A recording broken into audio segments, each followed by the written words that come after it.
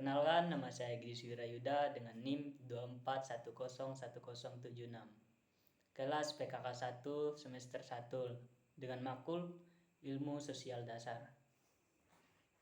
Di sini saya akan membahas tentang resume dan rangkuman ilmu sosial dasar tentang individu dan masyarakat.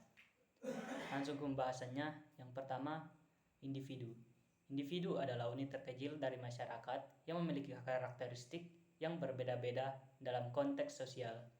Individu harus hidup berdampingan karena memerlukan interaksi untuk memenuhi kebutuhan fisik dan psikisnya. Yang kedua itu masyarakat. Masyarakat adalah sekumpulan individu yang hidup berdampingan dan berinteraksi satu sama lain berdasarkan norma, nilai, dan kebiasaan yang telah disepakati bersama. Kelompok sosial masyarakat terdiri dari keluarga, komunitas, hingga negara yang semuanya memiliki peran dalam membentuk identitas sosial dan budaya. Individu dan masyarakat memiliki hubungan diantaranya yaitu interaksi sosial, sosialisasi, peran sosial, pengaruh masyarakat terhadap individu, dan pengaruh individu terhadap masyarakat. Konflik antara individu dan masyarakat terjadi karena perbedaan kepentingan individu merasa terbatas oleh norma-norma masyarakat.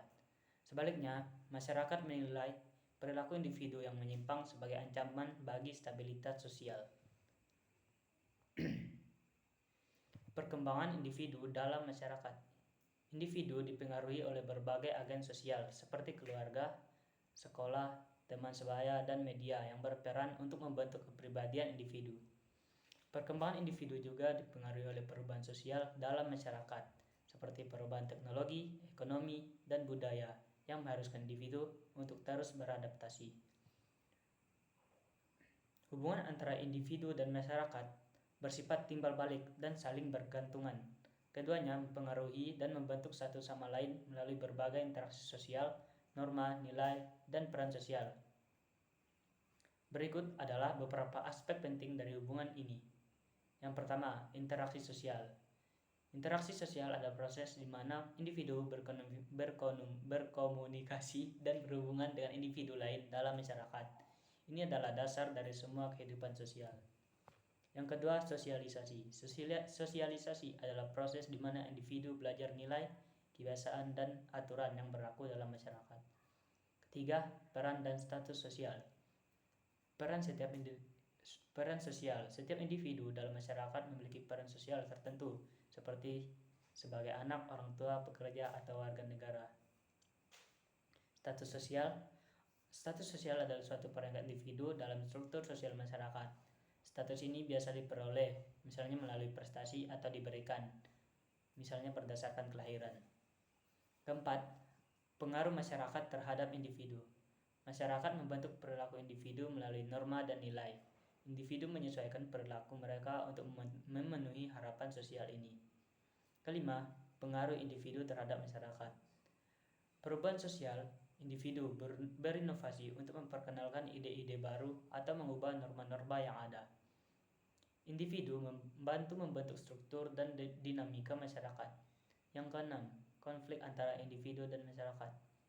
Konflik terjadi ketika kepentingan individu bertentangan dengan kepentingan masyarakat. Konflik bisa diselesaikan melalui negosiasi, kompromi, atau penegakan hukum dengan tujuan untuk menjaga keseimbangan antara hak individu dan stabilitas sosial. 7. Pembentuk identitas. Identitas sosial. Setiap individu memiliki identitas yang unik. Identitas individu dibentuk oleh hubungan mereka dengan kelompok sosial, seperti keluarga, teman, dan komunitas. 8. Adaptasi dan dinamika. Perubahan sosial. Setiap individu harus terus beradaptasi dengan perubahan baik dalam teknologi, budaya, atau struktur sosial. Baik, sekian resume dan rangkuman ilmu sosial dasar tentang individu dan masyarakat pada pertemuan kedua hari ini. Saya ucapkan terima kasih.